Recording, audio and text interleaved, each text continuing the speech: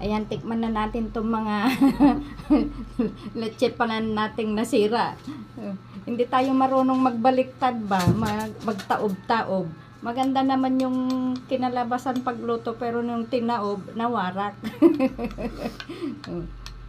Yan o. Oh, di ba? Hindi pa na-shoot sa bunganga. May nanghihingi. Harap. Isa pa. Harap. Hindi lang maganda yung pagtaob. Ito naman ay na-overcook. Mas masarap itong na-overcook. Nandun talaga yung lasa ng kape. Mas masarap yung na-overcook. Mas masarap.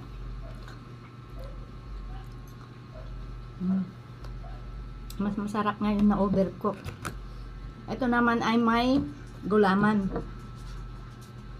May gulaman ito. Kaya firm na firm siya. Oh.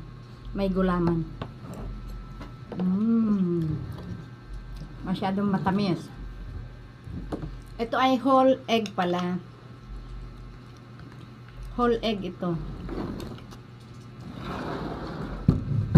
Ito ang egg yolk lang, yung na-overcook. Mas bet ko yung na-overcook. Masarap. Masarap ang na-overcook. Masarap yung may kape.